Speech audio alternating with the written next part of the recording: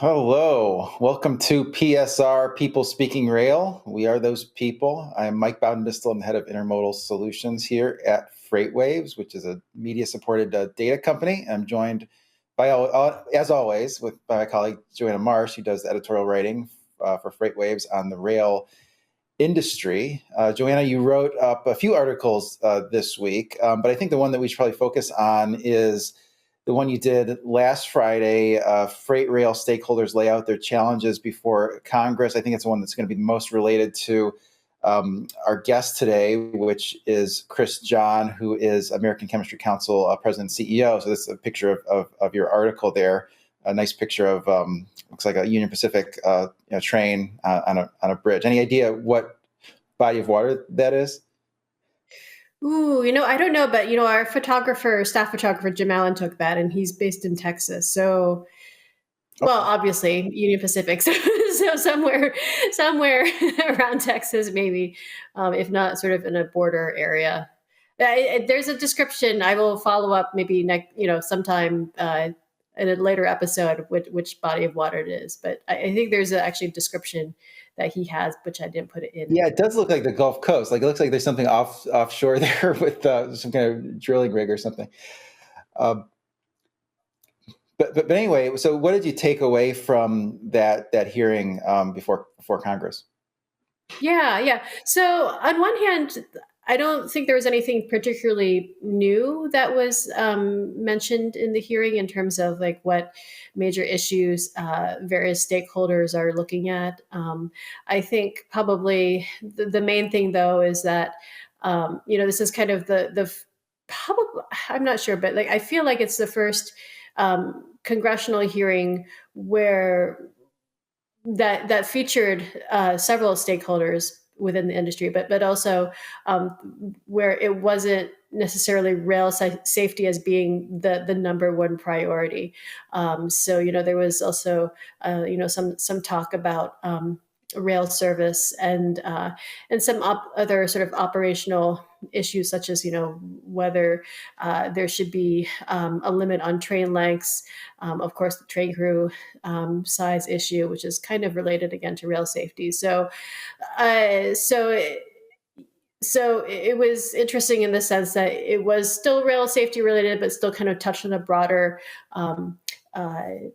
range of issues, and that's kind of I feel like that's kind of where things are kind of heading in terms of public officials talking about rail stuff. So.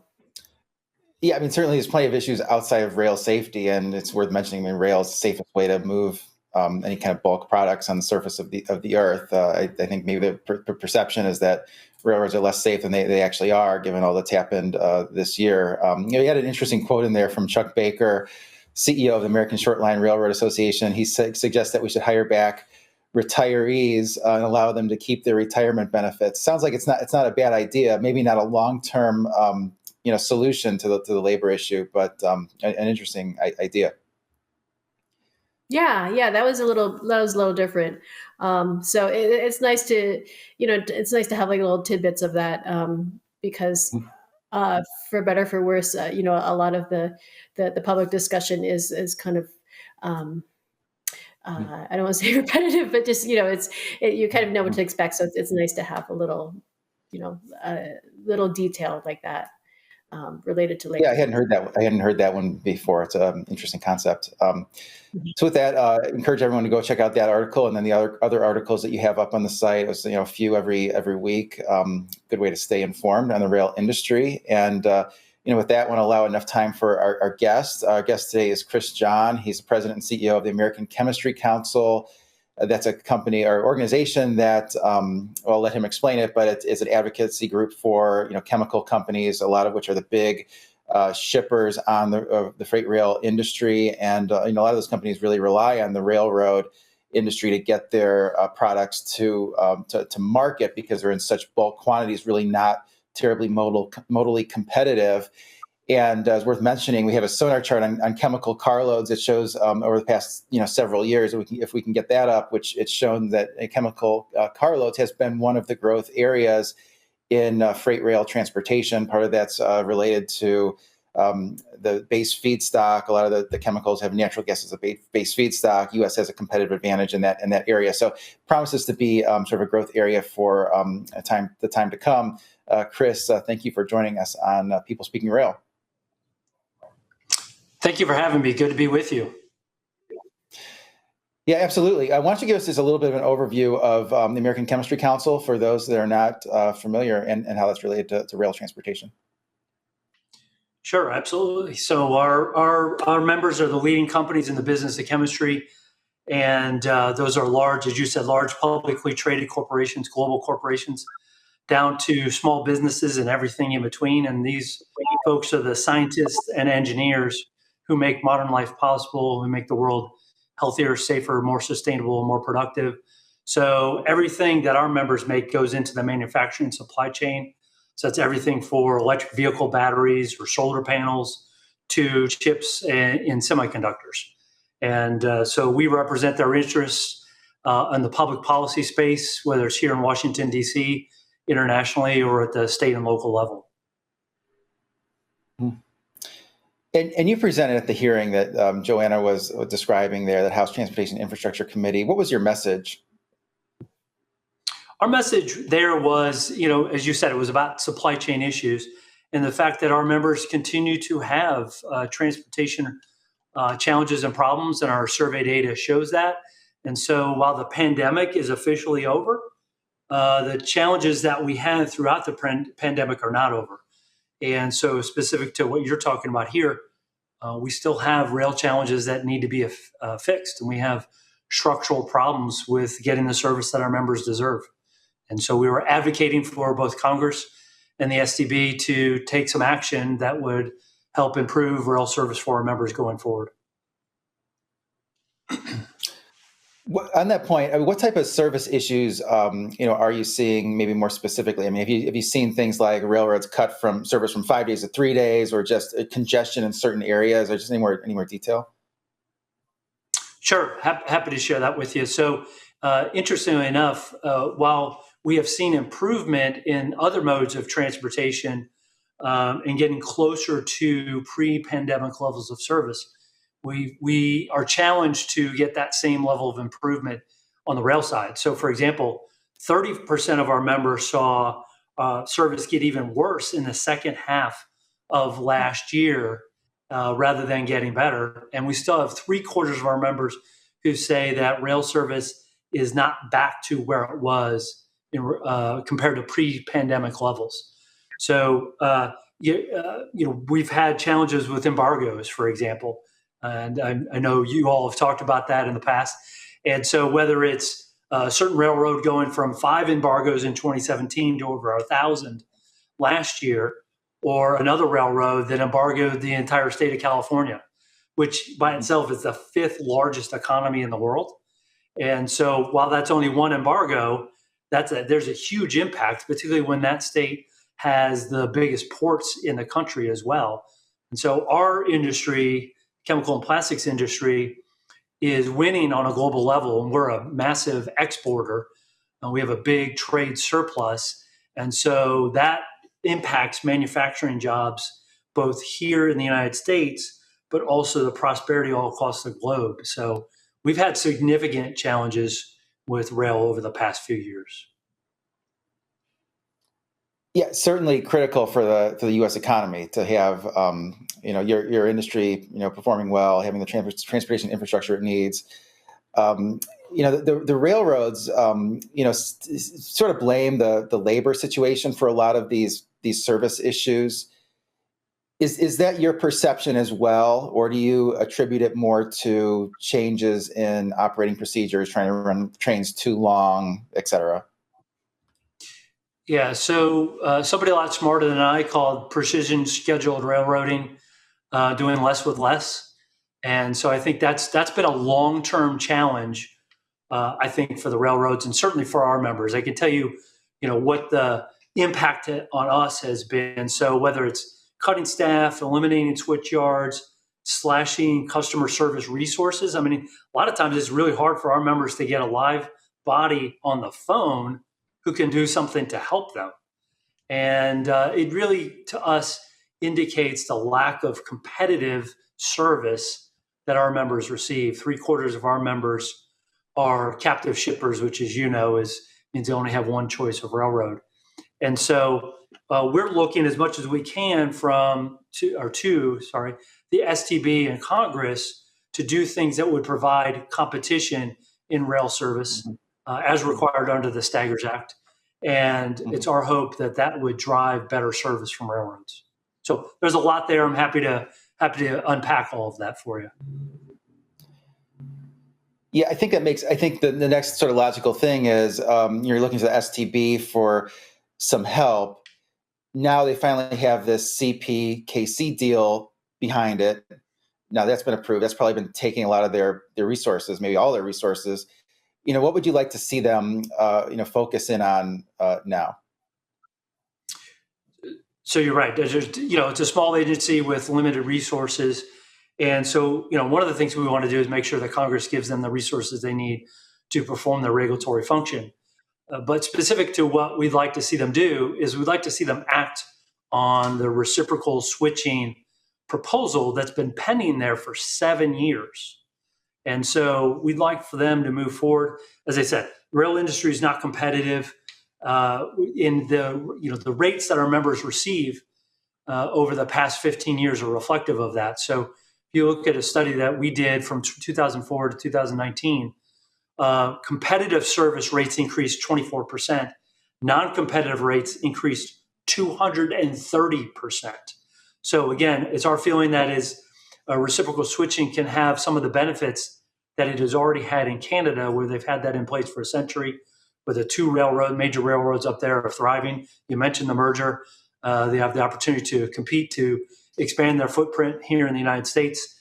And so, again, we think that more competition among railroads is not only good for us and shipper interest, but to be really direct about it, we think it's in the railroad's interest. So their market share as a percentage of overall the transportation pie has declined over the past few years. And it's our feeling that more competition will cause them to have to invest and earn our business going forward, and that there are actually growth opportunities for them. So our industry is growing.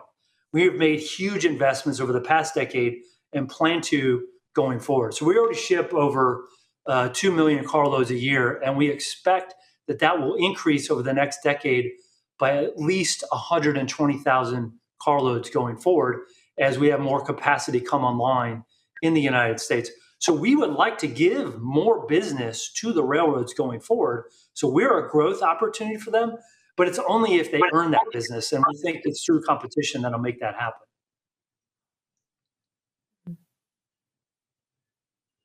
Okay. And I was kind of curious, do you, would you have a sense of maybe perhaps what percentage of chemical freight you might consider to be captive to one railroad, or just to get a sense of how important reciprocal switching is for your membership? Yeah. So about 3/4 of our member facilities are captive facilities. So we've only got 25% that has access to more than one railroad. I'll give you an example. We've got a member in the Southeast region, Mid-Atlantic Southeast region. And so because the chemical industry is globally competitive, and our chief competition, for example, comes from the Chinese. And Chinese imports coming into ocean ports in the Southeast region of the United States have access, because of those ports, to multiple railroads. But we have domestic production here that competes with that only has access to one railroad, so therefore has poorer service and much higher rates.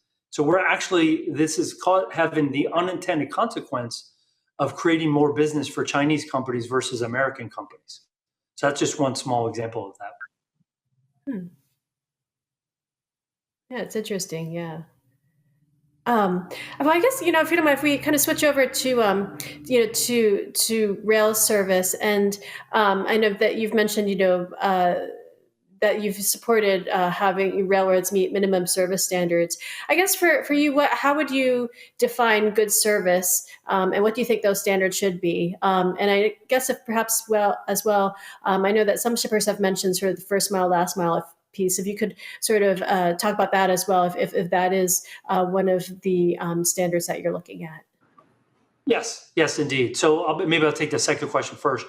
In terms of what we need is what we like for the STB to have is meaningful data on first mile, last mile service. As we see, that's where a lot of the issues are. And there isn't a lot of transparency for either us as a customer or the government to see what's actually happening, and for the government to be able to have information that is actionable in a quick enough time to make a difference. It's not enough to have information, months in the rearview mirror that you can't do anything about. So we'd really like to have that information in place so that the only place, because there's no competition, the only place we can go is to the STB for redress. And they need to have the information available to them as quickly as possible to address service issues. So that's number one. And then in terms of service standards, so the common carrier obligation right now is not well defined, and there was some conversation between SCB Chair Oberman and the committee last year about that, and the chair indicated he would be open to talking to Congress to making some of that more clear. But I think what most people don't understand, and even folks on the Hill don't understand, is in the contracts that we have with the railroads, unlike any other service we contract for, like if we outsource janitorial services at a member facility and the floors are not swept, then the service doesn't get paid. That's not how it works in the railroads. And so what we would like to have is some minimum service standards in those contracts so that they're more equitable. Again, because there's a monopoly service, our members are treated as such and don't really have ability to go across the street. If you don't like your iPhone, you can go across the street and get yourself an Android. We don't have that ability to do that. And so we need some minimum service standards in those contracts so we have the ability to address problems when things go wrong. And unfortunately, all too often, things go wrong. Yeah, it makes a lot of sense. Fortunately, I was able to make it back here. I guess another question is, is this on accessorials? I mean, that's been something that's been contentious between shippers and railroads. And you make a good point about how just the rail cars in the chemical industry owned mostly by either your members or they lease them from GATX or somebody. Can you talk about a little bit of how you'd like to see that the accessorial issue be more balanced between shippers and railroads? Yeah, I think, quite simply, it just needs to be a two-way street. So, when the Staggers Act passed, 43 years ago, it was a completely different world. And we've got a regulatory system that has and a contract system that has not adapted to the new reality. And so if we're the ones delaying progress, then there's already a system in place to be held accountable for that. And if the railroads are the ones delaying or causing problems with the fluidity of the system and getting our products to where they need to be, both inputs and outputs, then there ought to be some redress mechanisms for our members to access. And that we think, again, will give railroads an incentive, a financial incentive, to make sure that things move as smoothly as possible. So it's quite simply a fairness issue and a two-way street. And again, we want to give more business to the railroads, but we want to be able to hold them accountable when things go wrong. Yeah, you should not be the only one who faces a potential penalty. If they, Exactly. It's a really, we learned these concepts in kindergarten, right? It's just, everything I needed to know I learned in kindergarten. So it's a simple fairness concept. Yeah, I wanted to ask you also about some of the rail safety, Rail Safety Act and there's other pieces of legislation coming out, and just, what do you think is ultimately going to change there, if anything? I mean, you think there's going to be different standards for tank cars, or or rail cars in general? Just any thoughts there? Yeah, I think it's hard to forecast exactly where we end up since we have so many steps in the process to go, and we really have taken the first step here. Right, is we've got a bipartisan bill out of the committee, which we have supported, and we think they are taking a good first step with that legislation that can continue to be improved throughout the Senate and House process, and we hope that they can get something done on a bipartisan basis going forward. Look, we know that rail is by far the safest way to ship over land. We want to give more business to the railroads. And even though it's very safe now, we'd like to see it made safer. There's been a lot of discussion about, as you said, tank car standards and the timing to do that. We are supportive of moving from 111 tank cars, for example, to 117 tank cars when we are able to do so. The data we've got from the manufacturers indicates, the earliest you could do that is the middle of 2028, but we are willing to move ahead as quickly as possible as supply allows. And so I think, that we'd expect that something along those lines would be in a final law if it got to that stage. And, we will continue to be a constructive part of this process as it moves forward. Are there any elements that you can think of, like within the bill as it currently exists? Of course, with the with the caveat that things might change, that you appreciate having within the bill, or is there anything that you would like to see, perhaps, if not removed, just not included in the bill, going forward? Yeah, so we appreciate. Both Chairman Cantwell and Senator Vance. We've worked closely with their staff, and we had raised a number of concerns in the past, and they addressed most of those issues. And so we think it's taken a good first step, and from the original draft to what came out of committee, and we don't anticipate that we would continue to make progress going forward. I think we need to make sure that rail safety overall gets addressed. There's a lot of attention to hazardous materials transportation, and appropriately so. But again, I think when you see the number of derailments at 1,000, right, and that's 3 a day basically, and I think there's been 2 just in the last 24 hours. I saw Senator Brown from Ohio tweet about that. So I think fundamentally making sure that we reduce the number of derailments, and we're very we at ACC and our members, as you might expect, the business of chemistry is very focused on science. So we're science-driven, risk-driven, data-driven. And I think as we go forward, let's look at those factors that lead to derailments, and let's have a risk-based approach to addressing that. I think that's the appropriate approach. There's a lot of attention to issues, but I think if we follow the data and follow the science, that's where we really ought to dedicate our resources and our thoughts on this issue. Mm-hmm. That actually sounds similar to what I hear from the railroads as well, in terms of the data-driven aspect. Yeah, and look, I would say on this issue that safety is the top priority for us and for the railroads. Again, it's the safest mode there is, and you guys know this. If you move from tank cars to tank trucks, you put 4 trucks on the road, right? So there are driver shortage issues, there are congestion issues. So, and we have infrastructure issues on our side where we are set up to ship through bulk transportation. We are set up to ship by rail. So we don't want to move to truck if we don't have to, because again, rail's safer and we're set up that way. And but I think we ought to again, our industry is very science driven, risk driven, and so it makes a lot of sense to us in this situation as well. On that topic of modal competitiveness, you guys support the Ship It Act, which I guess would increase the gross vehicle weight. So potentially that would give you a little bit more better option on the highway when you needed it. What's the status of that, and any other thoughts on the Ship It Act?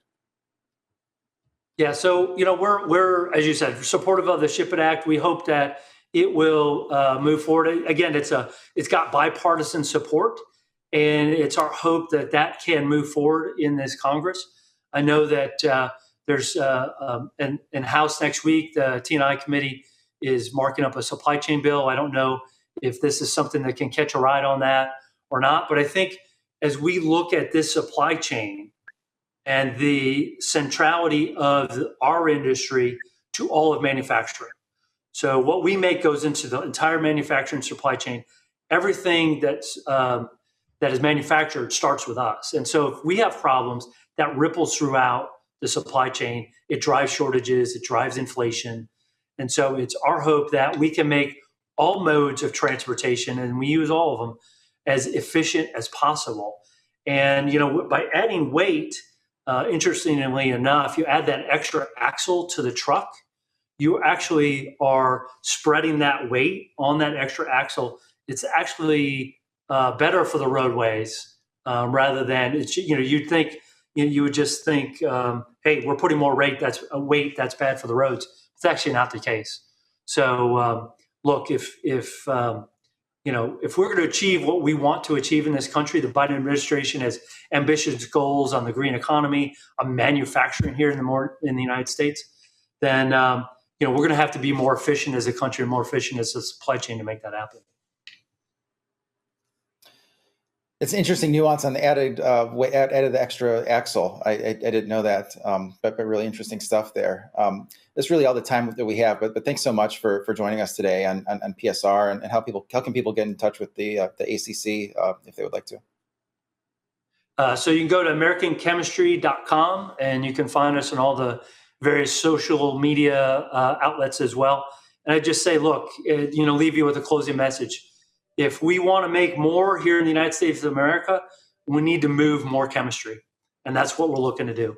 So thank you for your time. I appreciate the opportunity to join you. Great. Well, thank you. Hope everyone has a great day. Yeah, thank you.